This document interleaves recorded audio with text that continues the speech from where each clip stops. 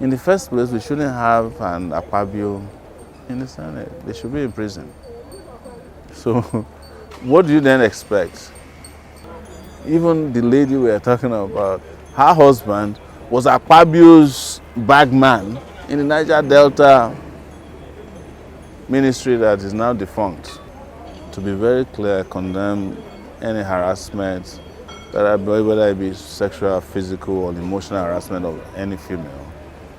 I also condemn the characters that found themselves in the position of authority.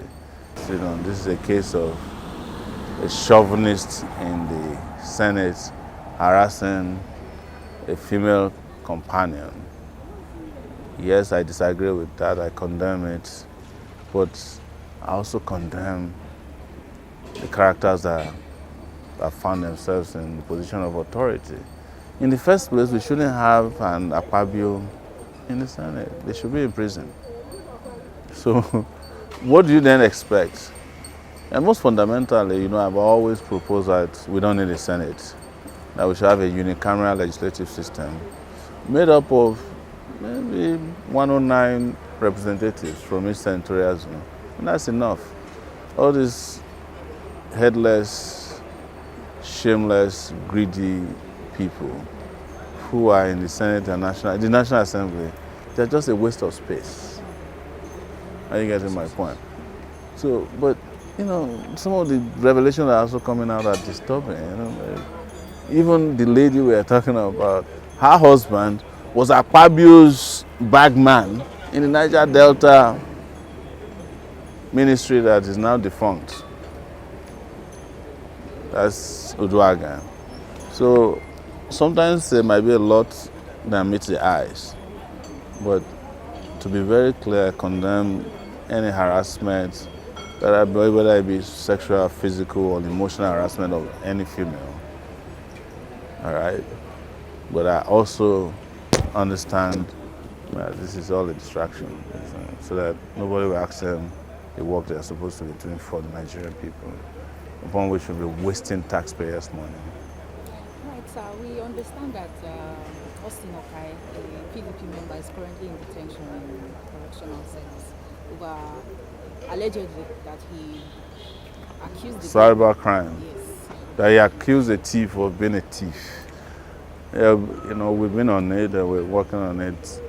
What has come out of this is I'm worried that the sense of outrage of Nigerians have been blunted because of the ceaseless attacks on people. People don't even get upset anymore in this country. It's too much. Because Austin Okai was abducted at home, saw the traumatic video. That in other sane crimes should have led to the firing of the DG of DSS. But look at where we are. They still had the temerity after what they did, because there was no outrage, to take him to the dungeons of his enemies in Lokoja. Now he's to spend 2 weeks in detention or in prison. For what? For claiming that the governor diverted money, which is what the governor of Kogi State, were it not for the fact that he has constitutional immunity, he's supposed to be on trial with Yaya Bello. He's named in the charges. He's one of the people at large. So how do you then, how a person like that enjoys any form of police protection is what beats my imagination always. The president has come out and also The media, when they come with these things, do you even fact check them? So the hospital they refer to that helps with kidney transplant is Zenith Hospital here in Abuja. Ask them how many kidney transplants do they do in a year? I don't know, but I know that they don't do that many. So the fact that everybody is now coming to Nigeria for kidney transplant, it's just being foolish as usual, because they know Nigerians don't ask questions. Because the question you should ask is, it's even a private hospital, it's not a government hospital. And how many beds are there at Zenith Hospital? Gudu. I know the place. How many beds are there? So can we go there now and see the people who are coming from abroad in their waiting room to come and replace their kidney? I am not doubting the fact that they are doing kidney transplants, and anybody can go and do kidney transplant anywhere. It's cheap, because I'm also critical of America's medical healthcare system. It's a scam done to favor the insurance companies. But having said that, how can you just say that nonsense and get away with it? Now, with regards to the issue of security, you know how we said when Jonathan came, he met and left Boko Haram. When Buhari came, he added Boko Haram to bandits, more kidnappers, X-Men. Buhari brought X-Men and spread them all over the paid for by El Rufai, who confessed that they paid them. When Tinubu came, he came with Boko Haram, he met Boko Haram, headsmen, he added Lakarabwa. So what are they saying? And some high-level kidnappers.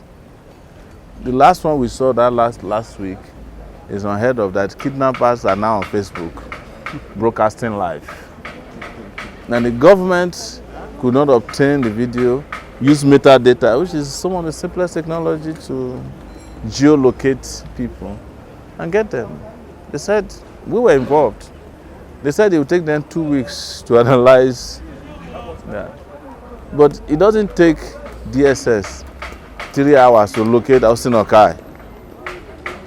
Any corrupt politicians in town today? I see a lot of them. Anytime you see all these loafers walking around. So they couldn't. But if it is to locate Sowore, their equipment will be working. If it is to locate somebody who abused governor now, even if the person is inside Sambisa, police will go and get the person. So please, I'm just dismissing their rubbish without prejudice, or with prejudice, actually. Please don't listen to them. Yeah. Thank you so much. And the ones among them that are Muslim, tell them this is not a good time to lie. We are fasting. Stop lying, so that the wrath of God will not visit you. How are you, sir? What is happening? All of you are here today. Is there any politician? NRM now. Okay, NRM.